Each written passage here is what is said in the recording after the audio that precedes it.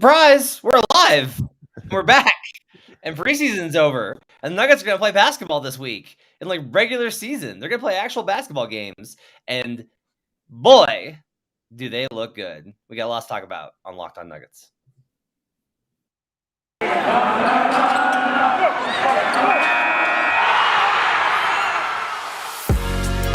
You are Locked On Nuggets, your daily Denver Nuggets podcast. Part of the Locked On Podcast Network, your team every day. Welcome to game week for the Denver Nuggets. This is Locked On Nuggets, your daily Denver Nuggets podcast, part of the Locked On Network, your team every day. Thanks for making this part of your week, your life. Hope you guys had a great weekend. I had a great weekend. I was actually in New York after I barely recovered from being extremely sick. Adam was extremely sick last week. Everybody's like, where have you guys been? Especially Adam, I've gotten like a million, like, how are you not on Locked On talking about Ish Smith? Like, that's been like half of my timeline is just, where is Matt taking victory laps over Ish Smith? We'll talk about Ish later. We're going to talk about the excitement around the Denver Nuggets and a very strong finish to the preseason. Our thoughts on what they've looked like, on the whole journey of preseason, where they stand going into the first week of the season. Adam has exuberance about some things, and we're going to get to those. We're going to talk about staggering, and we're going to talk about defense, and we're going to talk about shot making, and we're going to talk about vibe, and we're going to talk about all sorts of stuff. We're going to do that all today on Locked On Nuggets. I want to remind you that we thank you for making us your first listen each and every day. We are free, and we are available on all platforms, including YouTube, where you can join the show and catch the live show when we go live, which is sometimes random, like tonight. Programming notes. Okay. So we're doing a show tonight that's going to be, if you're listening to this on the podcast, you're obviously picking this up on Monday morning. So no show Monday. Tuesday, Adam's going to be with you on a live show. And then Wednesday, we'll have pregame. And then Thursday, we'll have postgame. And then Friday, we'll have pregame. And that's how it's going to go. And we'll have those mostly in the mornings, as long as the schedule and our health permits. Thanks for hanging in with us. I know it's been frustrating. All I can tell you is, like, I had COVID, and COVID stuck with me. And then I got sick on top of it. And then things were bad to the point where I was like, I was supposed to go away for my first vacation in 11 years with my wife. Like, my wife and I have not gone away, just us, in 11 years since we had kids. That's crazy. I've not been able to make it work. That's finally got to do it, and I would, like, we got in from the hotel, and I went to sleep for 7 hours, and she was like, oh, God, I'm going to be in a hotel in New York on my anniversary vacation. This is horrendous. And then I woke up the next day and was like, I think I feel okay. And we had a nice weekend. That's good to hear. So all that, you don't care about any of that. You care about the Nuggets. So let's start here. Adam Mares of DMVR. Follow him on Twitter at Adam_Mares. What's your excitement level about the Denver Nuggets on a scale of 1 to 7? To 7? Yes. It's a 7. I mean, it's a small scale.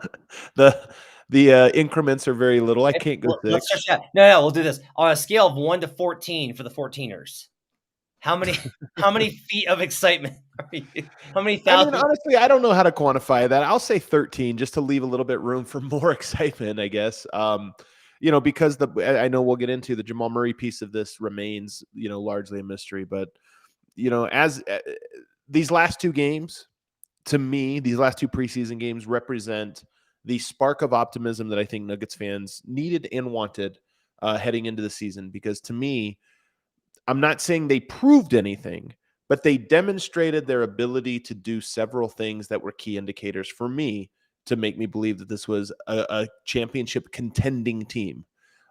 Namely, and I'll start with this, generate ridiculously easy shots off of basic actions using Michael Porter Jr. And really his integration into more of a flow offense and a read to react offense. I thought he did a fantastic job in both games, especially in the last one. And I thought that seeing him sort of be in that, trying to fit in role or what have you, to me was just such a thing of beauty that I looked at it and I watched the whole team play and I thought, this team is going to be able to score on anyone. The thing I found most impressive from the MPJ highlights and the play was, it was twofold. One, he was more integrated as you mentioned, they also integrated him more. Like they gave him like they ran some post-ups for him at the elbow, which I was like, hey, there's an idea. Why don't you give the 6'11", 50, 40, 90 shooter They ran in ball? post-ups on the elbow. I mean, I just went and charted the entire game, so I didn't a post-up on the elbow. I'm trying to think of what play you're thinking of here. It was the Warriors game, and it was the first quarter. And I'll pull the. Oh, I know what you're talking about. I know what you're talking about. Do you know Yeah. why? You know why? Why? He had a mismatch on him. I can't remember who it was that got switched onto him, but it was like a little guy, and he shot a turnaround jumper. Yeah. Yeah. I don't So think they ran that for him though. I think that was like again in transition or within the flow of something where it was like, oh, Michael has a mouse in the house. Go to him, and he goes right up with it. yeah, that is absolutely what On happened. Curry, So, yep, on Steph. yeah, right. So, but those kind of things are important to me. Where even if it's like, okay, he's got a mismatch, like that's a really smart way to do it, right? To be like, hey, like, yeah, you can probably take the ball and face up versus Draymond Green and still hit those shots. But why don't you do it versus Steph Curry? Because that's even easier.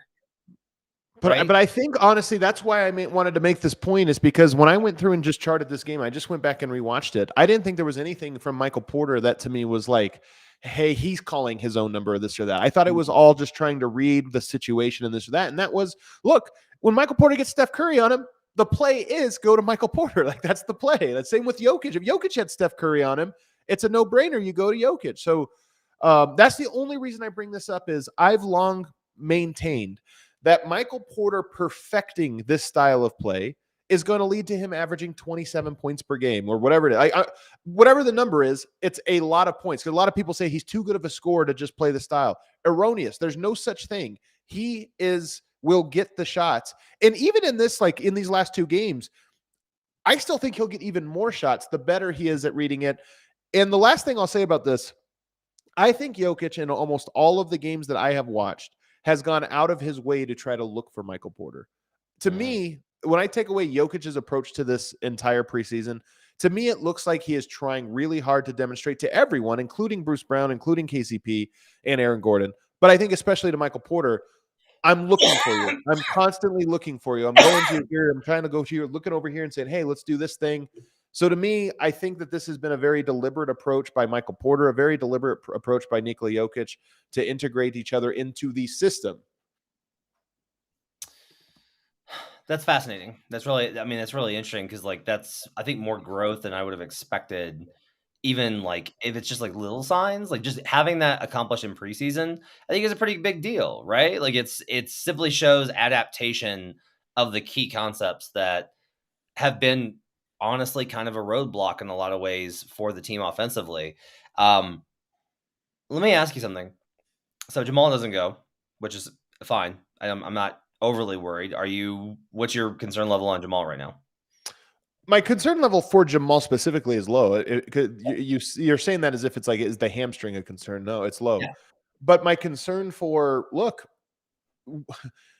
getting Jokic and Michael Porter, I think if we actually looked at just the games Jokic, Michael Porter, no Jamal Murray over the course of 4 seasons or whatever it's been now, yes. I think that number is really, really good.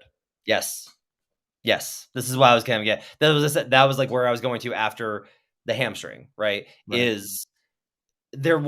I remember us talking about this, about how like they could make it work with Jamal and Nikola, and they could make it work when it was MPJ and Nikola. But when it was MPJ and Nikola and Jamal, there was a little bit of clunkiness. And in the 5-game sample with Aaron, it didn't matter because they were just destroyers of worlds. They're just too good. They're good. That's the thing is their floor gets elevated. I mean, even if you look at that first game, the one half we did see, they actually finished a +1. They didn't play well at all. Like that was very much a first preseason game. We were off for 540 days or whatever it's been. They played bad and they were still a +1. So their floor is just elevated to where they're going to be good. The question is, can we see it sink? And I thought for Michael Porter and Jokic in the rest of that 5-man lineup in the last game, it was both that the floor is elevated, but also that we saw it sink. So you started to see hints of the upside of it. And that's the one thing I'll say from this preseason. That's a bummer.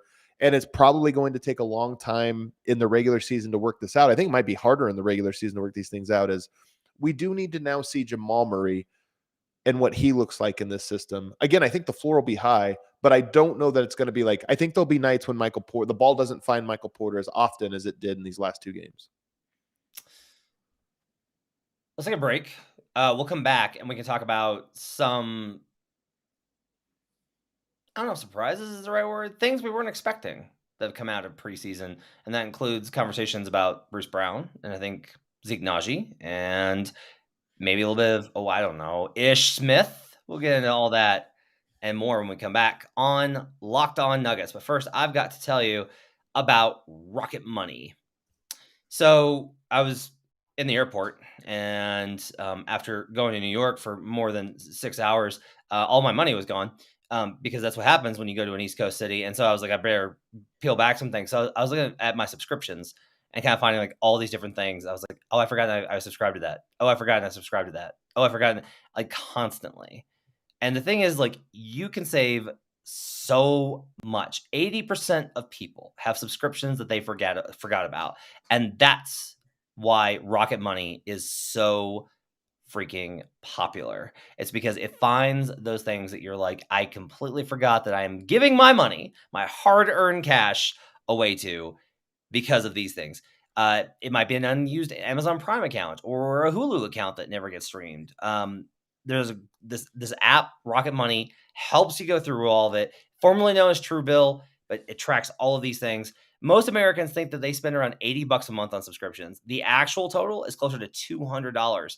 You could be wasting hundreds of dollars each month on subscriptions that you don't even know about. And that adds up so much over the course of a year, especially with where the economy's at. So cancel unnecessary subscriptions with Rocket Money today. Go to rocketmoney.com/lockedon, LOCKEDON. Seriously, it can save you hundreds a year. That's rocketmoney.com/lockedon. We'll be right back on Locked On Nuggets.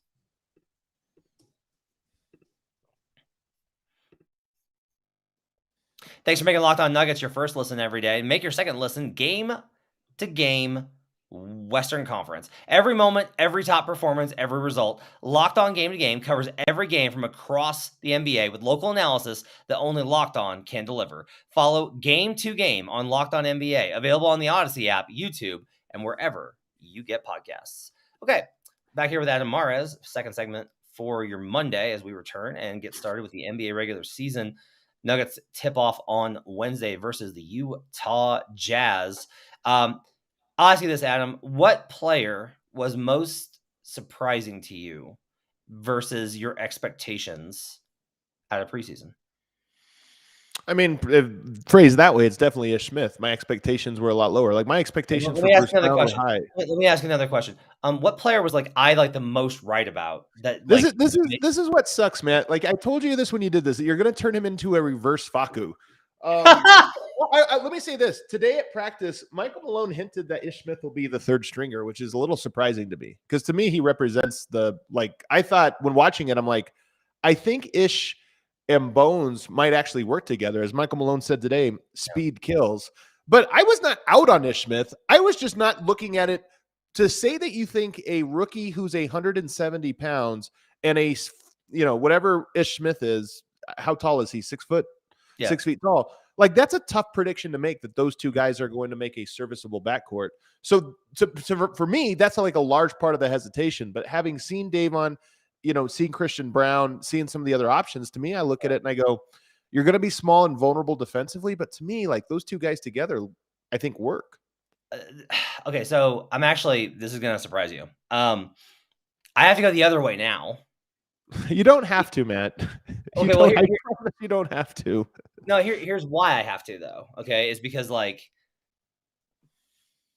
the equilibrium thing, right? My thought process was when they acquired him in trade was like I was like I think actually Ish could help. Like he's like that's perfectly serviceable. Like that's a good third guard to have. And then he has this great preseason, and now it's like well I think they actually work really well together. I think there's actually a reason why he should stay third, which is I've thought about this a ton.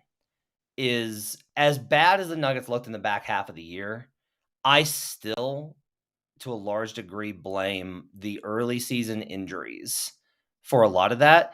The guys had to play so many more minutes out of their like a smart allotment in terms of timing, like playing heavy minutes in November and heavy minutes in December, so that even when they kind of stabilized the rosters a little bit and got the bench cleared up, that had already taken its toll. And to me, that made certain players, veteran guys, worse in March and April. Keeping Ish, I think, fresh for like, oh, hey, Bones has got a bad ankle. We're going to go with Ish tonight in the backup spot, and Bones is going to have the night off.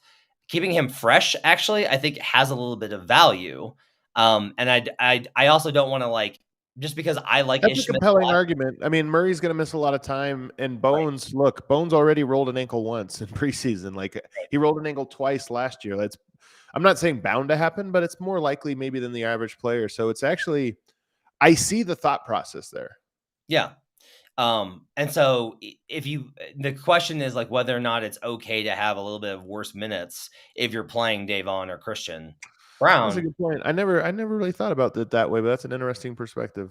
Like, are you more okay with like, hey, let's these guys can play, because they're younger and also you kind of get to establish whether or not they're in it for the long haul versus I'll say this, like if it gets to be April and you're in a first round series, if you tell me that Ish Smith has to play backup point guard minutes for 20 minutes a night, I'm going to be like, oh God, that's not good for them, right? I'm reasonable about Ish. At the same time, I'm not like, this is going to be a complete disaster. It's going to be like a negative every single time. There's high risk, but it'll also be fun. Like I have a high level of confidence and trust in Ish. While we're here, but since you brought him up, I just want to note, like, I think it's totally possible Facu has a good run with Dallas. I think that's entirely possible. Totally different situation. Like, the roster's just different. The roster's different. Might work. So, are you moving? I can't tell if you're moving or not. I'm here. Okay. So, let's talk about Bruce Brown. Because you and I both, like, everyone loved the Bruce Brown signing. And it's one of the ones that, like, I think of the executives, actually, it got other votes on best offseason move from the executives poll. What have you seen of Bruce Brown, and how does that compare with your expectations? Like, how much was he exactly what you thought, and how much of it is like, I think this is actually gonna be better, maybe, or are there things in which you're kind of like, okay, it's not gonna be exactly kind of what I thought. It can still be good, but just different. I'll say I actually kind of feel like it's exactly what I thought, only more so, if that makes sense. Like I would say I'm like more optimistic in the things that I thought he could do. I'm more optimistic in doing them well. And the offensive stuff, I think he reads the court really, really well. He's only played with Nikola now, I don't know, 15 minutes or something like that. And I already feel like he gets it better than some players who have played there for years. Like he just understands the way to like space, cut, and open things up. But where I'm really impressed with him and where I'm really most excited with him is same thing. I knew he was a versatile defender, a good defender. I didn't realize he was this good. I think he might be the best defender on the team. And he, more than anything, he's the most disruptive and maybe the most exhausting defender on the team. And I think that is going to be a huge part of what makes them so good. Like you think about guards having to chase around a Bones or an Ish or a Jamal and fight through Jokic screens and this or that. And then also have to be guarded by, Bruce Brown plays defense. I think I've used this comment before, but he plays defense like Marcus Smart does, where he's not just shadowing you and containing you. And Aaron Gordon does this too, shadow and contain and get a hand up. He's just constantly attacking and pestering you. Like he's constantly reaching for the ball. He's constantly jumping in your vision. It's a very offensive defensive game, and he's really good at it.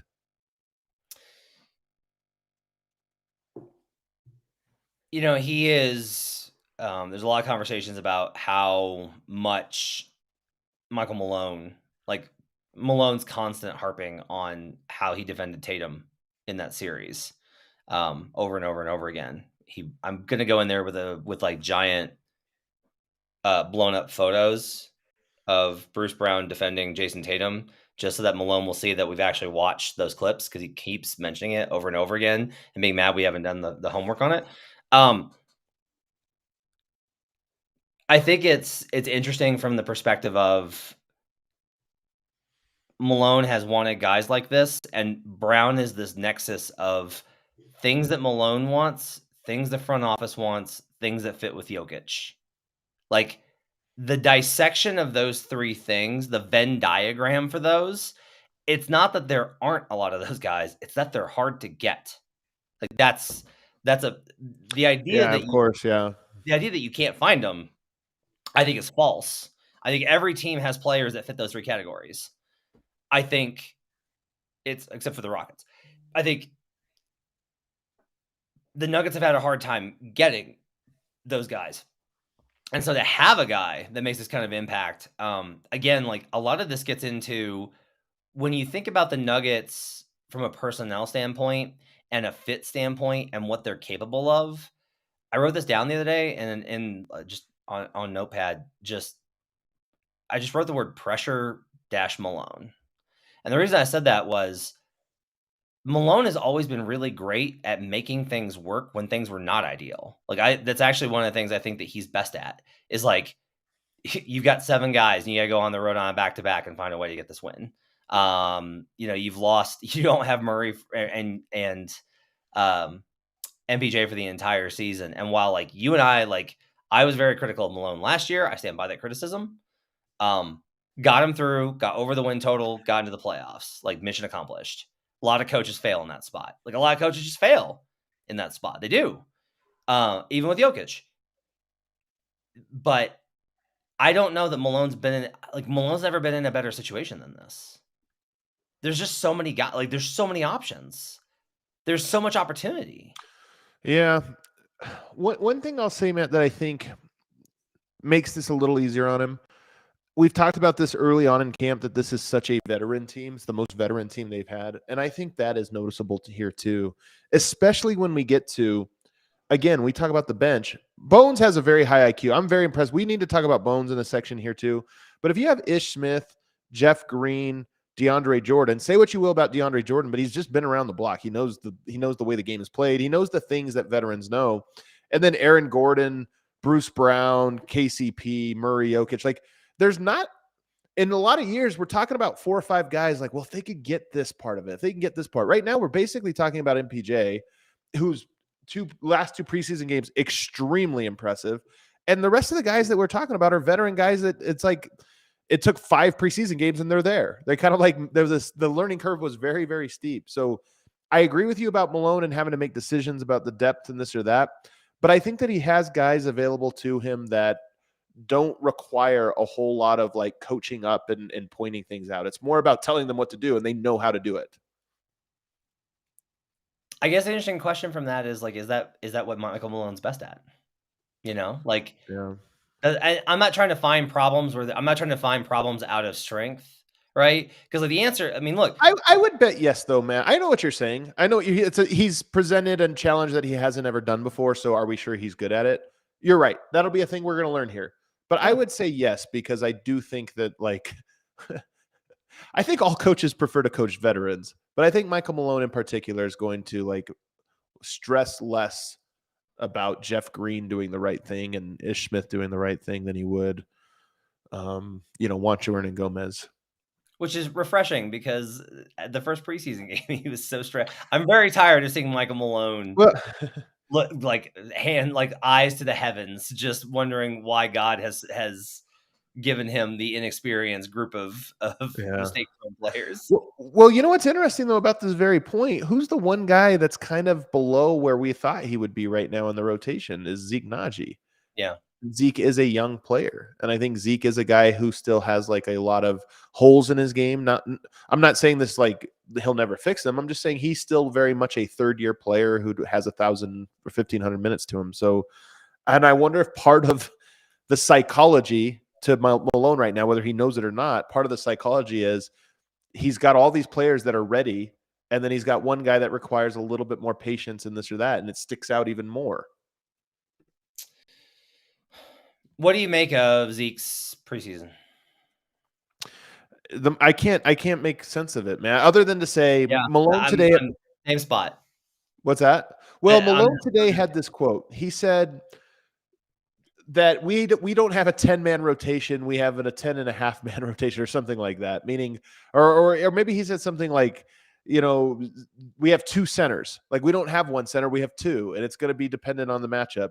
And I kind of look, coaches say that, and then they end up sticking to, they actually do have a guy they pencil in, and then once out of every 8 games, they put the other guy in.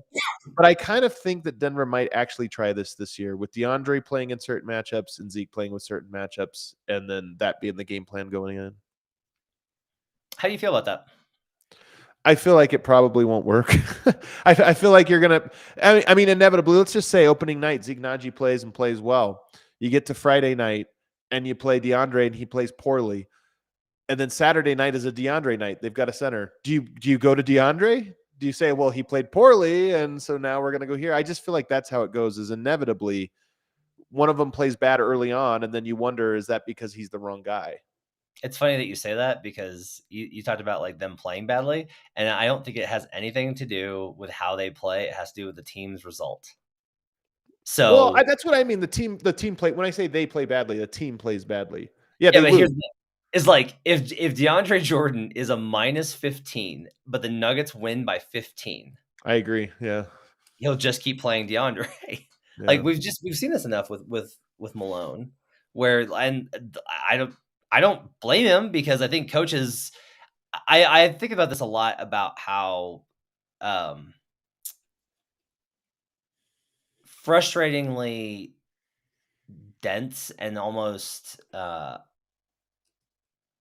indecipherable the NBA regular season is, of like trying to figure out what works and what doesn't, and because it's not always the stuff that people think. Like, you will look at these numbers and you'll look at them and think like, well, surely this lineup will be better than this other one, and you're like, nope, like the other one was twice as good. Like over large samples of time. It's strange. Just these things happen. Like, basketball is very weird in this high of a sample with this low of a motivational mark. And so, like, trying to navigate your way through that, I think coaches just tend to lean on what is working. Like, and the only definition of working for them is wins and losses. Like, for me, it's plus minus. Like, I'm like the plus minus dude, because I'm literally like, no. Like, that is whether or not you won your minutes. Like, that's it. Like, that's why that stat matters to me. Beyond everything, we can explain why a million different ways. There's a lot of ways. It's not this is good and it doesn't have value judgment on it. It just is like, no. DeAndre Jordan was a -15. Zeke Naji was a -5. This worked more than this. Over the last 10 games, like, Zeke is what is X and DeAndre is Y. Like, those things matter. A lot of this is about, we're at the point now, these questions that I'm asking and the conversations that we're having, Adam, is because we talked very early on before training camp about how our expectations for this team, and that we think this can be a great team. Training camp reasserted those ideas, and we're like, this team is going to be really good. And now we're on the cusp of the season, and now all of the hype has filled in the gaps from the national media and around. Like, the Nuggets are the it team. It's them. I know, it's really weird, man. I'm telling you, it cracks me up. In the West, it's the Clippers, the Nuggets, and the Pelicans. Those are the 3 it teams for the season. The Warriors are, I mean, everybody picks the Warriors as well. I think they count. They're just less interesting to talk about since they're the defense. Well, I guess here's the thing is, the it team has to be a team that most people are like, the casual person would be like, you think the Clippers are going to be like the 1 seed? Or like with me, I genuinely think the Pelicans might be a 2 seed. Like, I think that's entirely possible. Like, I could very much see it being 1 Nuggets, 2 Pelicans, 3 Clippers. That outcome is not crazy to me. It's also a scary one because it leaves some good teams in the bottom half of the bracket. Yeah.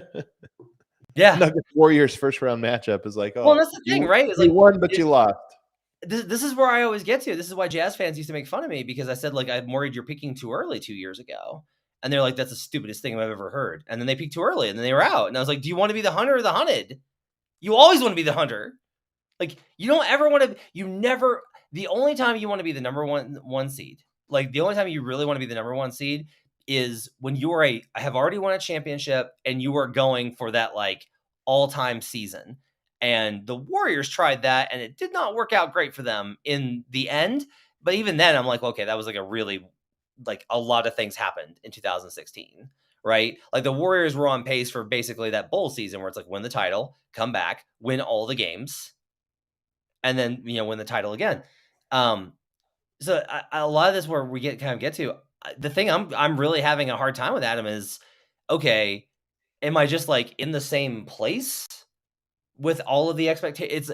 It's weird to be like, yeah, no, they're gonna be awesome. Like this team could be awesome as the preseason line. Now we're on the cusp of the regular season. We're like, yeah, no, they look like they're gonna be awesome. I think they're going to be good. I think they're going to be really good. And I think good in ways that are exciting, because I don't think it's just, offensively good this or that. I think they have a lot of lineup combinations that make a lot of sense to me. Bruce Brown, I think, is as good a fit as you could have hoped for. KCP, I will say this. Sneaky shot the ball poorly in preseason. I'm very curious to see if I have faith that he is going to shoot it well, but it's at least noteworthy to say, like, someone in the comments mentioned that. They're like, we need to see KCP make it freaking 3. I mean, he had one game where he made a lot of threes. But then outside of that, I don't know that he made any. So it'll be one thing, like KCP being a streaky shooter where he is on fire once out of every 5 games would be a frustrating thing. But I don't know. Small sample size. He's getting used to it. He looks the part, and his defense has been genuinely impressive. Last thing for this is, where's Bones for you? Like where are you at? I was going to say we have to talk Bones. Phenomenal. He was a guy that I just went back and when I was logging this last game, he's the one that probably popped the most on second watch. Like he's just so quick. And it's funny, DeAndre, the lineup they threw out there, where you have Ish Smith and Bones, 2 of the quickest guys in the league. And then you've got Jeff Green spacing the court, Davon Reed spacing the court, whatever. And then you have put pressure on the rim with DeAndre Jordan rolling. Teams could not keep up with Ish and Bones. They're too quick. Bones' footwork is phenomenal. Like, so much is made of his shot or, getting to the rim, but he has great footwork. And he just beats so many guys, like good defenders, off of just like putting them off balance and then breaking them down. As soon as they did it, just the perfect footwork to get to the rim. I was so impressed with Bones Hyland in this last game, which was the game he played. I just think that I don't think he is going to be tasked with saving that second unit. And that's why I kind of love Ish Smith being out there, because it gives you support sort of at the guard spot. But as in terms of a pure score, he scored 31 points per 36 minutes in the preseason across 3. The most on the team. The most on the team on a points per minute basis. Oh, and that's not a huge sample size, but it's not like it was one game. He scored the ball at an insane rate this preseason. That's wild. I did not know that. That's great. And I love that somebody brought this up, because his passing, he had 3 or 4 passes where he would get to the lane and skip it like perfectly to the corner after collapsing the defense. And again, that type of creation is different than point guard creation. That's really like scorer creation. And he's just really, really good at it. Okay, let's take a break and we'll come back, and we've got some coaching stuff that I want to get into. Okay. Some questions about staggering and lineups, and I think that also has to do with rest as well. And we'll do that when we come back on Locked On Nuggets. But first, I need to talk about BetOnline. Adam, I have to ask you a question. Do you know who the hottest person in NFL betting is in the world? The hottest person. The hottest most attractive? Person. No, like the person that's doing the best this season. Oh, is it you? It's me, Adam. It's me. Using my handy-dandy Action Network app, I will tell you that my NFL record on sides, if we get rid of all the silly parlays and teasers that I keep playing, although I did hit a teaser on Sunday, I'm 33-15. 33-15 with a plus 20 units. That's right. I bet on the Buffalo Bills to beat their opponent this week, -2.5, and that cashed. So that was a very nice bet. I don't have a bet on the Broncos, but if you want to, the place for you to do so is obviously BetOnline. It's the #1 source for football betting and info this season. Find all the latest player developments, team matchups, news, podcasts, and in-depth articles and analysis on every game you can find. And as always, BetOnline remains your continued source for your sports wagering information with live betting and up-to-the-minute scores on every sport out there. Plus, you can bet on NBA games. So is now a good time for me to mention that I have the Jazz plus 7.5 and Jazz on the money line on opening night? Is that you have Jazz on the money line? I have Jazz on the money line. Wow. Because I make the game much closer, and home opener teams and their home openers that are dogs within a certain range with the Jazz fall into tend to hit at a high return rate. It's just a weird thing. Like, home openers are tough games. I don't think people really think about them that way. They're just like, oh, whatever. It's like, it's the NBA. It's a long season. Home openers are a big deal. I'll bet the Nuggets in their home opener. But I'm actually on the Jazz just based off of the value for that game. But you can get on the action at BetOnline where the game starts. We'll be right back on Locked On Nuggets. Back here on Locked On Nuggets. Thanks for joining us and making us part of your day. Late night show on a Sunday night. Adam and I decided to go ahead and knock this one out, get you started for the start of the week of the regular season. Game week. It's game week, I guess. Is that a thing in the NBA? I don't know if it's a thing in the NBA, but we're making it one. Adam, so you and I were talking before the show, and we were talking about you asked a question to Michael Malone at practice today about staggering lineups. And first, I want to ask you just like, what was the impetus of that question, and what was his response? I mean, the impetus is, of course, like me watching the team and seeing how well Bruce Brown plays with them and just hoping that we get extended minutes with Bruce Brown next to Jokic. And then also, earlier in the preseason, really thinking about what Bones and MPJ would look like together and maybe trying to stagger that way. So I just look at this roster and I think the strength of it is the variety of players that you can place alongside Jokic and make really interesting, diverse lineups. And then looking at the bench unit, that is the only bench unit I don't like is one that features no starters. So just looking at it and saying, I love the starting unit with a lot of blended options, and I hate the bench unit with no blended options. This year, more than ever, you're going to have to mix and match those, in my opinion. And that has not been part of the MO for Michael Malone over the years, as I highlighted on Friday's show. And Malone's response to your question was? Well, at first he said last year the reason they didn't is because they didn't have Jamal Murray, and that made it tough. Which I don't personally, I don't feel like that's quite an adequate response, especially when you can take this back 4 years actually and see the trend, not just last year. But nonetheless, he did say that he expects that this year will carry more blended options. And by the way, another thing he thought was interesting, there was one stretch of the game on Friday that wasn't good, and it was the end of the second quarter where the Warriors really went on a run and kind of hammered Denver. Mm-hmm. And he noted that he did a hockey rotation at the 5-minute mark where he brought everybody in, and they played poorly in that one. And he said it's really hard to do that, to bring a full 5-man unit in and have everybody kind of hit the ground running. And I didn't really ever think about it, to be honest. But so he kind of said that was on me as a note to say that, hey, I think this year we'll get a lot more blended options. I will say this, Matt, I did not interpret that personally. I think he's being honest. I think he's telling me something honestly. I walked away from the quote feeling like he does not perceive to have the trait that I believe him to have. Okay. I'm really fascinated by this subject because it's such a common thing in the NBA for coaches, like good coaches with long-standing track records of regular season and playoff success, still have this issue with it. Nick Nurse doesn't. Nick Nurse gets around this problem by playing his starters 45 minutes a night. But if you're not going to play, nobody plays them like Denver, though, Matt. I'm telling you, I did the math. You can go back on the show. I on Friday I highlight exactly all of the numbers that show me this, because Tibbs is the same way. He plays his starters an enormous amount of minutes, but nobody plays them together as much as Denver, and it's not particularly close. They had 1 year where they led the entire NBA in minutes played as a 5-man unit in 38 games. Everybody else in the top 10 was at like 50, 55 games. They were at 38 and somehow outplayed them as a 5-man unit. Sorry for missing Friday's show. I just want to go ahead and raise my hand. That's fine. I'm just telling you that I'm not saying this as a point of personal like preference or this or that. I'm saying this as the data shows it, that unit plays together more than anyone else. And it's not because they play more games than anyone else. The 1 year, I said something like 14th, the year Will Barton got hurt on game 2 and didn't return until the end of January. They were 14th in the NBA in most minutes played. He missed the whole year. And yet somehow they still played more minutes than any other 5-man lineup. I will say it's like really surprising to me that he does it more than Doc. That is wow, right? Because like that's always been the knock on Doc.